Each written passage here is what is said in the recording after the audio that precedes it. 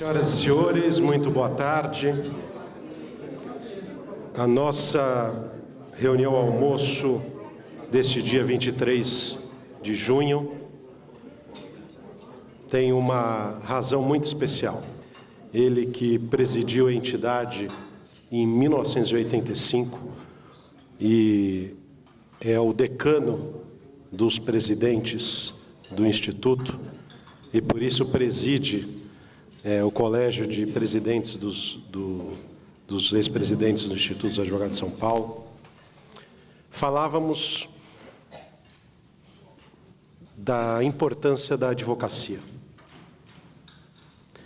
E esta importância da advocacia que tem sido cada vez mais relegada em momentos de acusação, em momentos de busca de condenação, de punição, de combate à corrupção, e a advocacia ficou em segundo plano. E nós temos visto diversas consequências desse fato. É evidente que nenhum de nós aqui, absolutamente nenhum de nós, compactua com a corrupção ou com qualquer atitude ilícita. Quando se diz que da questão política, dos políticos, nós temos aqui a deputada estadual Célia Leão, o deputado federal Arnaldo Faria de Sá. É evidente que nós precisamos da política e precisamos dos políticos, dos bons políticos, daqueles que não agem de maneira ilícita. Isso tudo é muito evidente. Mas e a advocacia nesse cenário? Ela tem sido coadjuvante. E não pode ser coadjuvante. Não pode ser coadjuvante não só porque em relação ao judiciário, a Constituição Federal estabeleceu a indispensabilidade do advogado, mas mais do que isto, porque é a advocacia que exerce a função mais importante, que é a da defesa. Por essas razões, que eu pedi ao professor Ives Gandra da Silva Martins que pudesse, nesse momento tão difícil, fazer uma reflexão, não só sobre o horizonte, o futuro do Brasil, as instituições, o funcionamento das instituições, mas especialmente o papel da advocacia nesse cenário. Senhoras e senhores, recebam por nosso privilégio o professor Ives Gandra da Silva Martins. Os queridos colegas já viram as dificuldades articulares minhas para subir e para andar. Espero que ainda não tenha atingido a cabeça. Meus queridas colegas e colegas, quando o José Horácio me fez o convite, disse ao José Horácio que eu não iria dar e fazer uma palestra serena.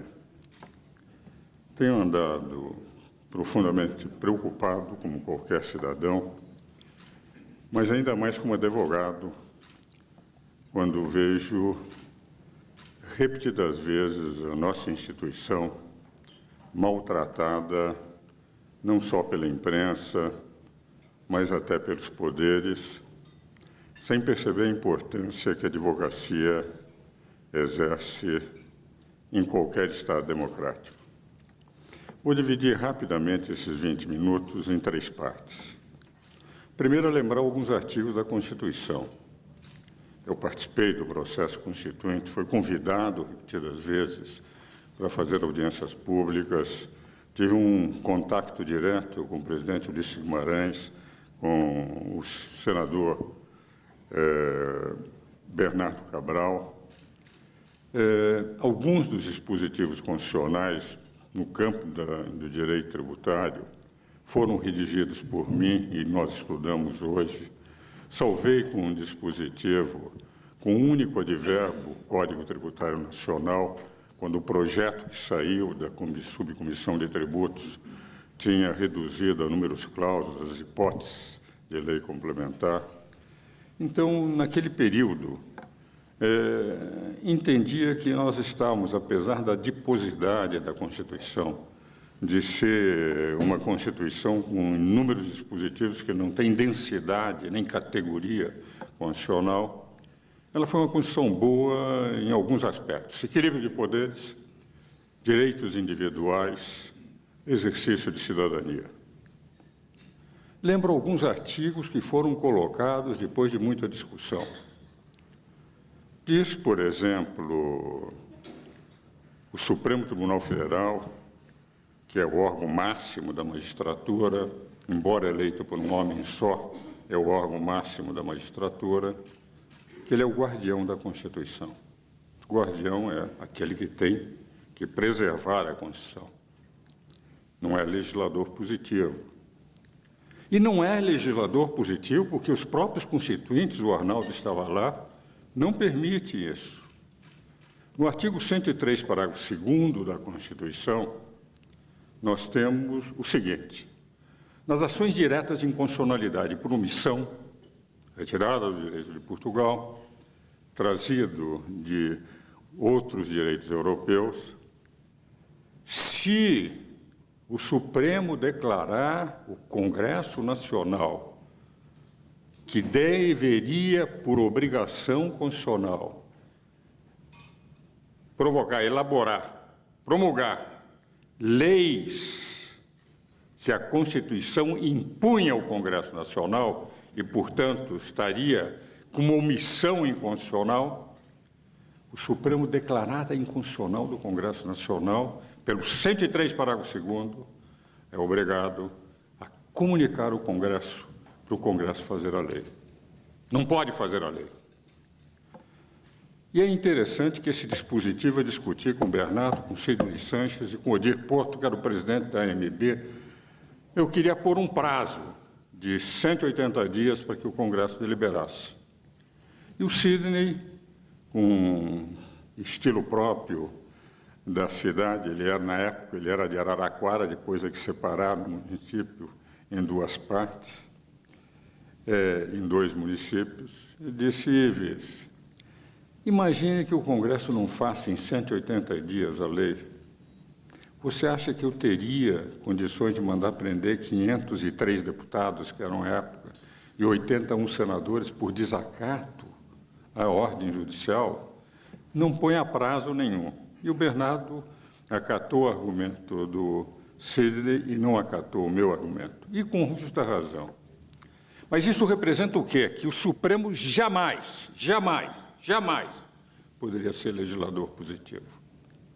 Por outro lado, o artigo 49, inciso 11 do Congresso, da Constituição, declara que o Congresso tem que zelar pela sua competência normativa perante os outros poderes. O que vale dizer, de rigor, sempre que o Judiciário invadir o Congresso Nacional, a competência normativa do Congresso Nacional, o Congresso pode se negar a obedecer às decisões. E se houver o conflito entre o Legislativo e o Judiciário? O artigo 142, também pensado pelos constituintes, declara que são 3 as funções das Forças Armadas: defender a pátria, dar estabilidade às instituições, se o povo for às ruas, etc., e, a pedido de qualquer poder, reestabelecer a lei e a ordem. É o que está no 142. Vale dizer, se o Congresso dissesse não vou obedecer, o Supremo disse que obedeça, bastaria o Congresso pedir às Forças Armadas que diria o seguinte: não obedece, porque o Supremo só pode ser guardião da Constituição, não pode ser legislador positivo. Por outro lado, quais são as funções essenciais à administração da Justiça? Artigos 127 a 135. Em igualdade de condições, não há superioridade nenhuma, não há superpoder. Advocacia e o Ministério Público. Os dois no mesmo nível. E, simbolicamente, a advocacia é mais importante. Porque Ministério Público e magistratura existem nas ditaduras, mas não existe nas democracias. O direito de defesa somos nós, advogados, que podemos exercer na advocacia. No Brasil atual, é isto que nós estamos vendo? Não é. O Supremo virou legislador positivo. Tenho dito a eles, tenho uma grande admiração, tenho livros escritos com muitos desses ministros, todos eles grandes juristas, pessoas idôneas, não ponho em xeque a honorabilidade de nenhum deles, mas não estão exercendo constitucionalmente as suas funções. Quando os ministros do Supremo decidiram, por exemplo, que candidato derrotado deveria assumir e não adotar o regime do 81, quando governador e vice-governador são suspensos, quando decidiram sobre fidelidade partidária, quando decidiram sobre casais, não tenho nenhum preconceito contra homossexuais, mas não é o que está na Constituição, não é o que foi discutido nos debates constituintes do artigo 226, passariam a ter o mesmo status de casais heterossexuais, quando declarou que o aborto eugênico deveria ser acrescentado ao aborto sentimental e terapêutico do 128 do Código Penal, quando mandou prender Delcídio do Amaral, Eduardo Cunha. Eu não estou defendendo de forma nenhuma os dois, nem o senador, nem o deputado, não entro no mérito. Mas o que diz o artigo 53, parágrafo 3º da Constituição, que aceita a denúncia pelo Supremo contra um deputado e um senador, o que cabe ao Supremo fazer? Mandar ao Senado ou à Câmara dos Deputados.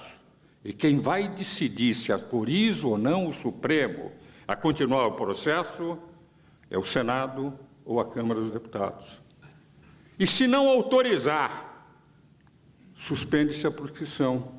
É o artigo 5º do parágrafo 53, pisoteado, maculado, ferido pelo Supremo Tribunal Federal. Então, nós temos um protagonismo que não tem tamanho. Por outro lado, não entendo como se aceita impunemente, com reticência do Poder Judiciário, que o Ministério Público presida inquéritos policiais. O que diz o artigo 144, parágrafo 4º da Constituição? Eu, como um velho professor de Direito Constitucional, quase um discípulo permanente, apesar de muito mais velho do que a professora Maria Garcia, da professora Maria Garcia, diz o 144, parágrafo 4º, o seguinte, que a Polícia Judiciária será exercida exclusivamente por delegados de carreira. Onde o Ministério Público é delegado de carreira, onde o Ministério Público é Polícia Judiciária. O que eles têm como competência no 129 é fiscalizar, como tem que fiscalizar, e fiscalizam qualquer cidadão, qualquer poder. Mas jamais, num inquérito policial, que é Polícia Judiciária, que é o vestíbulo do processo judiciário, aceitar que um membro do Ministério Público diga: vou presidir o inquérito, porque aqui eu vou ser juiz, parte, e os advogados serão a outra parte. Por que um delegado? É porque o delegado é o poder imparcial que está averiguando a pedido, porque, na verdade, a Constituição, e como vestíbulo do processo judicial.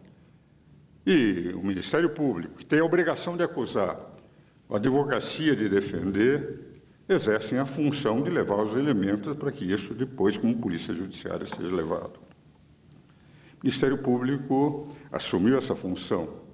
Eles definem quando eles serão polícia judiciária nas investigações presidindo, com reticência do Poder Judiciário que tem admitido. Ora, isso tem levado o país a uma instabilidade monumental. Quando nós vemos os maiores criminosos da história do Brasil, de Colarinho Bruno, eu diria da história do mundo, que eu não conheço em nenhum país desenvolvido ou não um escândalo tão grande como dois cidadãos que de açougueiros passaram em 2005 de um faturamento de 4 bilhões de reais a 2016 para um faturamento de 187 bilhões de reais, reconhecendo que corromperam 1.820 e poucos políticos e que, por outro lado, essa corrupção lhes rendeu um benefício de se tornar um verdadeiro império, tivessem feito uma delação premiada, na qual vão devolver dos 187 de faturamento do ano passado, 11 bilhões de reais em 10 anos, e passaram a não ter nenhuma punição penal por uma benesse que nem pai faria com filho, mas que o Procurador-Geral da República fez com esses cidadãos que provocaram no Brasil uma crise econômica quando nós estávamos saindo da crise, porque o Ministério Público decidiu isto, que eles tivessem numa delação premiada, uma redução de pena como tiveram todos os outros que fizeram, até seria justificável pela lei, porque a Lei 12.850, artigo 4, parágrafo 4, inciso 1, declara que chefe de organização criminosa tem que ser denunciado. Poderiam ter redução de pena, mas não absolvição completa. A revolta brasileira foi enorme contra isso, do povo, fala-se com chofer, com motorneiro, com ascensorista, com empregados, ninguém entende que recentemente, duas semanas atrás, foi negado um habeas corpus, do ponto de vista processual, tinha razão, por uma pobre senhora que roubara alguns ovos de Páscoa e continua preso. E esses que fizeram uma fortuna à custa de propinas, e gozam do seu iate, ganham à custa de propinas, gozando dos seus apartamentos, ganham à custa de propinas, estão soltos, nem com tornozeleiras eletrônicas. Isso representa, efetivamente, que nós estamos vivendo um Estado policial. E a advocacia, pessimamente tratada. Um determinado magistrado dizia que a advocacia atrapalha. Quando se procura defender, quando o advogados, outro dia lia com muito prazer, aquilo foi música para os meus ouvidos, um artigo do Batóquio, analisando o que representa a delação premiada, quando vemos o Procurador-Geral da República se transformando naquele professor, quem assistiu o filme deve se lembrar, aquele professor que pedia um aluno que denunciasse um outro aluno e que ficaria no colégio sem ter um colégio importante dos Estados Unidos, que é perfume de mulher. E aquele professor comprava a delação, e aquele aluno não delatou. E os senhores devem, aqueles que assistiram o filme, ficarem impressionados com a defesa que fez, a dignidade do cidadão, do aluno, e que todo o colégio aceitou, menos o professor que foi desmoralizado, o perfume de mulher, o Al Pacino fazendo o papel do coronel defensor. O Procurador-Geral da República virou aquele professor. Acho que é um cidadão competente, tenho admiração enquanto profissional, mas acho que passou a entender que o supremo poder do Brasil é a Procuradoria-Geral da República e que podem julgar qualquer um. A própria ministra Carmen Lúcia, que eu tenho uma admiração profunda, uma amiga particular, temos livros escritos, quando diz, não se pode investigar ministro do Supremo. Por quê? Se pode investigar presidente da República, senador, deputado, por que o ministro do Supremo não pode, o procurador não pode ser investigado? Nós, advogados, podemos. Escritórios de advogados foram invadidos, documentos de advogados foram tirados do escritório. Membro do Ministério Público, ministro do Supremo não pode ser investigado. Por quê? Por quê?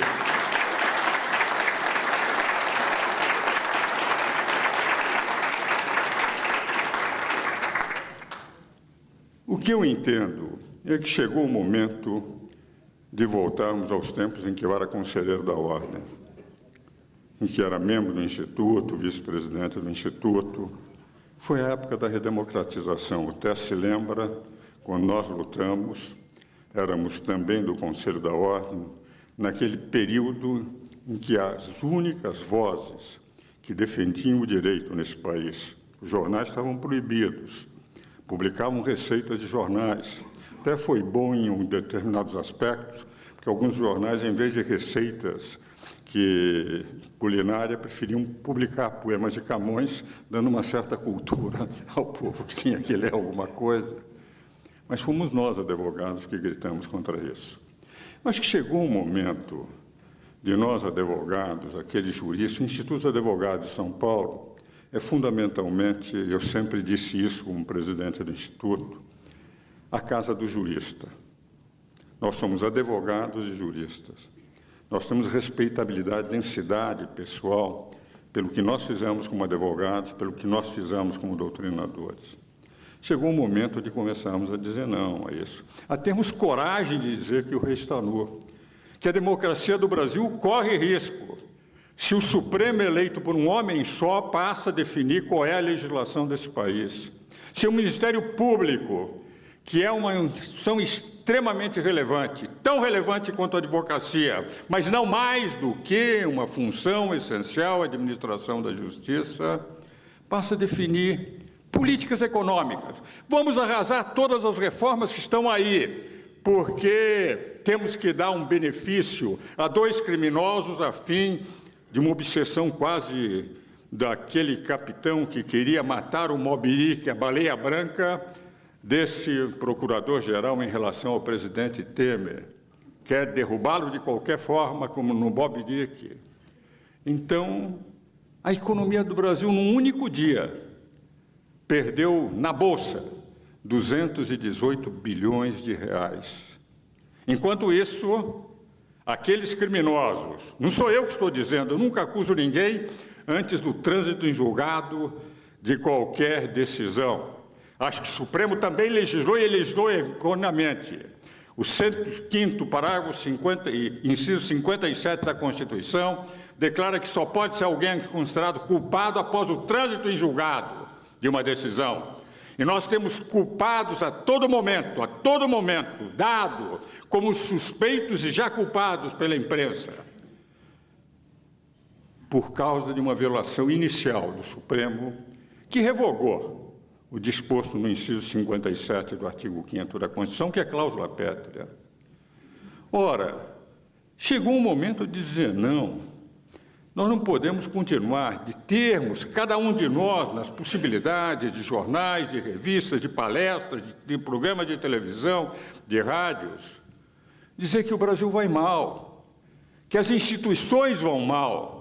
Temos que defender as instituições, porque as instituições colocadas na Constituição são boas, mas os homens as estão desmoralizando. E o que é pior, homens bons, porque eu não ponho em dúvida a idoneidade, a honestidade dos membros do Ministério Público e da magistratura, mas eles estão tornando o país, depois da Venezuela, o país com menos possibilidade de crescimento e mais desmoralizado no exterior.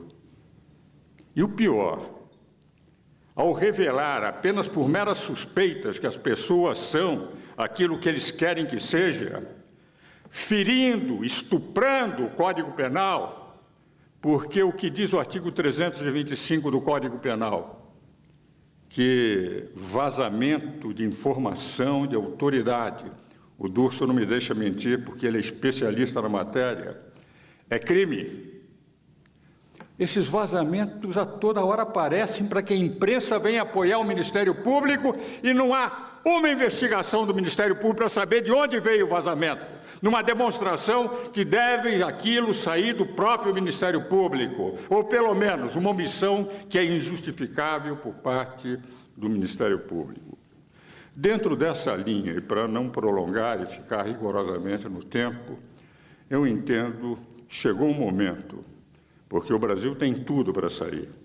Nós estamos com as reformas. O presidente Michel Temer não quer entrar no mérito daquilo que aconteceu com o seu partido, com ele, mas ele estava querendo levar o país para colocar para o futuro presidente o país com condições de crescimento.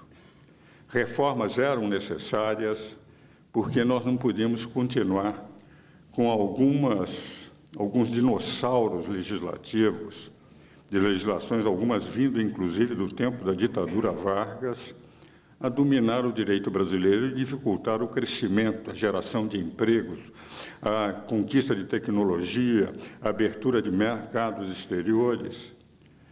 E, numa conversa que tive com ele, ele me disse que era o seu mais impopular dos presidentes da República em levar as reformas para frente. A história que me vai fazer justiça ou não. Não quero, porque eu não sou mais candidato a nada. Quando nós estávamos para sair da crise, 2 criminosos, com aval de pai para filho do Procurador-Geral da República, criam a maior crise política, paralisam todo. O Brasil já não passa a ter aquela esperança que investidores internacionais e nacionais tinham.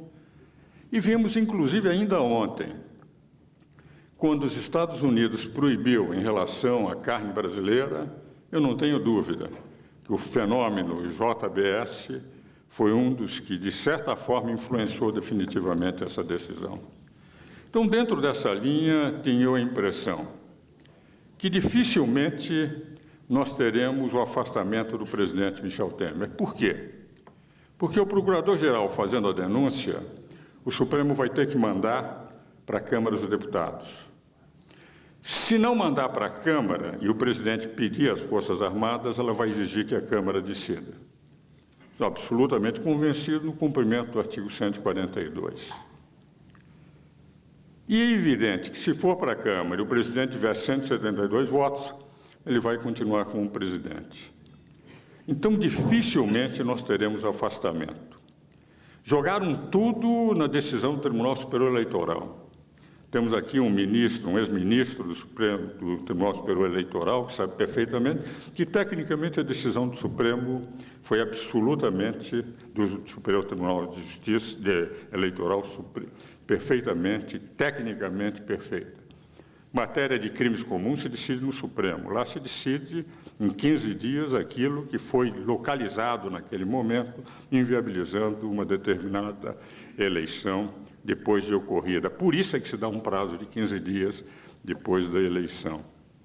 Então, me parece que esta situação de anomia, aliás, Antônio Cláudio Maria de Oliveira, numa entrevista ontem, dizia exatamente, provocadas pelo Poder Judiciário, pelo Ministério Público, com pessoas honestas, dignas e competentes, eles têm provocado esse estado de grande instabilidade. E essa é a razão pela qual eu entendo que chegou o momento de nós, advogados, que somos advogados das mais variadas correntes, advogados dos mais variados clientes, com os mais variados problemas, temos uma função hoje perante a história do Brasil. Estou convencido que isso não sairá da Câmara e do Senado. Eles poderão dar apoio, porque estão acuados pelo Poder Judiciário e pelo Ministério Público. Não sairá da magistratura, porque a magistratura entende que, apesar de eles terem sido eleitos o Supremo por um homem só, eles podem dizer qual é o direito. E se o Congresso, na opinião deles, é omisso, eles vão fazer a lei, apesar de serem apenas guardiões e não poderem fazer a lei. Evidentemente, não sairá do Ministério Público, que a essa altura se sente dono do Brasil, podendo acusar quem quiser, levar quem quiser para a prisão, passar por cima da Constituição. A mera suspeição é suficiente para eles. Mas tem que sair. Não sairá da imprensa. Mark Twain dizia o seguinte, que a imprensa tem uma função de separar o joio do trigo e publicar o joio. E é isso mesmo. Trigo não vende jornal, joio sim. Os escândalos permitem a manutenção da imprensa. É boa num determinado aspecto de desventrar o que está acontecendo no país, e é mal do outro aspecto porque precisa se alimentar necessariamente dos escândalos. Então, eu tenho a impressão que estamos voltando à época da ditadura. Hoje nós temos, numa democracia, a ditadura da magistratura, e aí eu me lembro, meu amigo Fábio Preto, aqui presente, que foi presidente do Tribunal Regional, que também nas suas palestras é duro contra os seus colegas, É evidente que não sairá da Procuradoria-Geral da República nem do Ministério Público. Tenho a impressão que voltamos àquela época em que todas as instituições estavam paralisadas e só nós, advogados, falávamos. Chegou o momento, apesar dos meus 82 anos, de sentir o que os senhores viram, todas as minhas dificuldades próprias da idade, mas eu estou disposto a continuar lutando.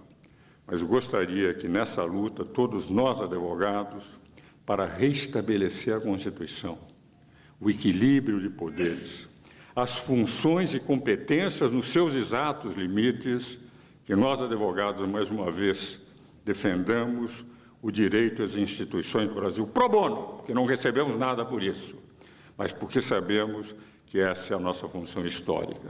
Muito obrigado.